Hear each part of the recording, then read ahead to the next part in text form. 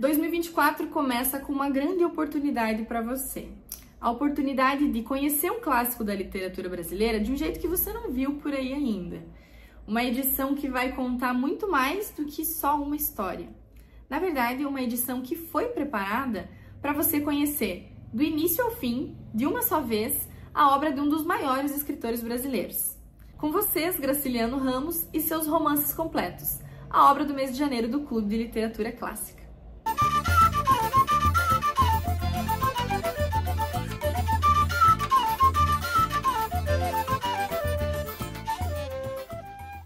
É isso mesmo que você ouviu. O clube resolveu unir todos os romances de Graciliano Ramos em um único volume. E para variar, ficou muito bonito. Olha só essa capa.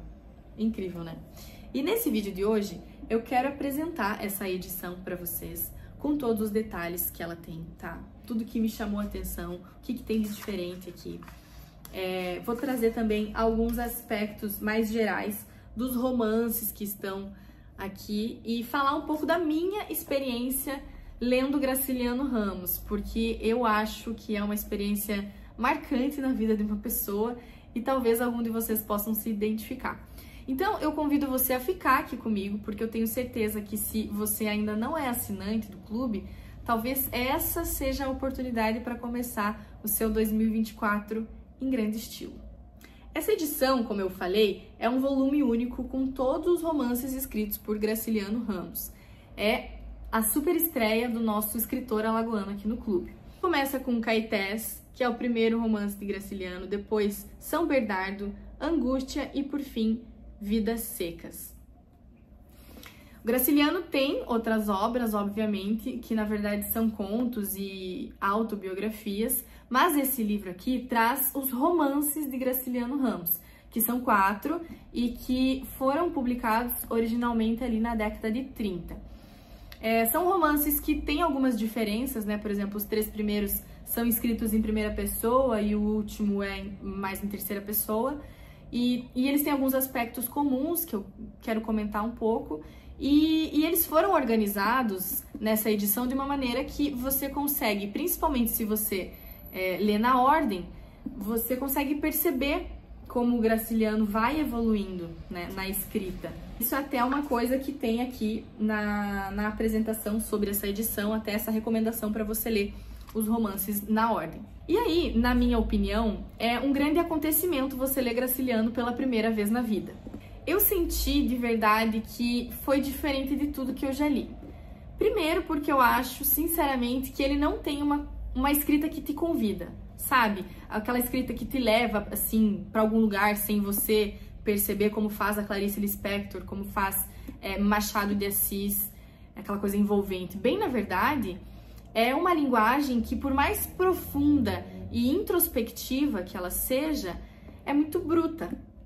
Quando você lê Graciliano, você mergulha no universo da palavra que foi escrita para dizer. Ele mesmo falava isso. Não é uma escrita que tem muito floreio, muito rodeio, assim.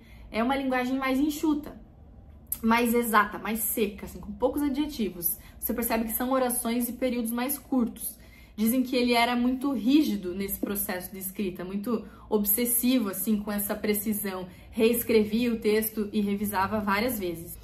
Tem até uma entrevista que ele diz que a escrita deveria ser realizada do mesmo modo que as lavadeiras de Alagoas faziam o seu trabalho, porque elas lavavam a roupa, depois elas torciam, depois elas molhavam de novo, voltavam a torcer, colocavam mais sabão, esfregavam 1, 2, 3 vezes e só depois desse processo que elas colocavam a roupa no varal para secar. Então, veja como ele encarava o ato de escrever. Para ele era mesmo um labor, né? E ele de fato era muito exigente nesse sentido e isso fica perceptível quando a gente vai lendo todos os romances. E aí, a partir do momento que você identifica o jeito que o Graciliano escreve, nessa maneira peculiar dele escrever, você tem acesso a uma grande riqueza, que é a representação da realidade social brasileira. Na época que o Graciliano começa a escrever, na primeira metade ali do século XX, o Brasil estava acontecendo muita coisa no Brasil, né? Já fervilhava ali mudanças sociais, tanto na política, ali o início da Era Vargas, até a formação da ditadura do Estado Novo, isso estava acontecendo na sociedade, e, consequentemente, tiveram muitas transformações no campo da cultura e da arte. Mais ou menos nesse período que se consolida o modernismo como um movimento literário no Brasil, que vem aí para reforçar a formação de uma identidade artística mais nacionalista. Então, nessa geração aí da década de 30, o Graciliano, como um dos representantes desse movimento, ao lado de outros grandes nomes, né, como Jorge Amado e José Lins do Rego, são autores que demonstram, por meio das suas produções, essa preocupação em construir a identidade cultural do Brasil sob uma nova ótica. E o Graciliano, especificamente, acaba se destacando como um autor que, por meio de um estilo único, como eu disse, adota uma visão crítica das relações sociais. Quando ele produz uma literatura mais centrada na realidade do Nordeste brasileiro, temas como desigualdade social, miséria humana diante da seca, né, exploração humana, injustiça, intencionalmente são usados pelo autor como pano de fundo dessas histórias. Então são escritos que, de um modo ou de outro, denunciam os problemas sociais da época. Isso fica muito claro em Vidas Secas, acho que talvez mais do que em Caetés, São Bernardo, enfim, porque em Vidas Secas o Graciliano retrata a vida tão difícil e miserável de uma família de retirantes nordestinos, tentando ali sobreviver diante da seca do sertão. Então, é aquela literatura engajada, né, como a gente escuta falar por aí. E eu acho que, no final das contas, ler Graciliano é tipo um exercício de brasilidade, porque são obras que, além de ajudar a construir uma visão do Nordeste, que é uma parte do nosso país, das suas particularidades e da identidade do povo nordestino, são obras que representam muito bem esse anseio do autor em revelar problemas sociais e fazer com que o leitor reflita de fato. Esse é o verdadeiro legado de Graciliano. Eu achei muito legal que essa edição dos romances feitas pelo clube tem ilustrações que remetem à xilografia da literatura de cordéis. Eu achei que a identidade visual aqui ficou perfeita, representa, né, traços e símbolos da cultura nordestina. Aqui na frente tem a emblemática cachorra baleia, né, de Vidas Secas. Isso foi uma coisa que me chamou a atenção. E, além disso, eu, como leitora das edições publicadas pelo clube, eu não posso deixar de falar uma coisa que eu já falei outras vezes para algumas pessoas assim à minha volta, que é sobre a utilidade das notas de rodapé. Eu acho que a edição capricha muito nesses esclarecimentos assim que ajudam a gente a entender e compreender melhor expressões regionais, por exemplo. Isso enriquece a experiência. E eu falo desses detalhes porque, para mim, eles importam muito. A gente sabe que tem livros e livros, edições e edições, mas quando se trata de um clássico, eu prefiro escolher as melhores condições para poder apreciá-los da forma como eles merecem ser apreciados.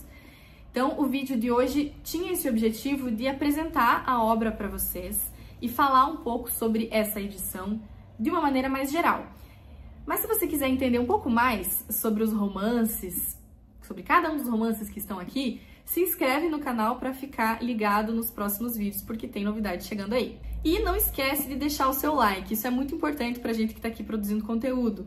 Aqui no canal do clube, a partir de agora, você vai encontrar resenhas sobre as edições de todos os meses. Nós já temos aqui o vídeo de Madame Bovary e de Pais e Filhos, e a proposta desses vídeos é exatamente essa: apresentar a obra para vocês e trazer alguns pontos que eu, enquanto leitora e entusiasta, acredito que possam incentivar de alguma forma a leitura e a compreensão de vocês também. Espero que vocês tenham gostado desse vídeo, boa leitura e até a próxima!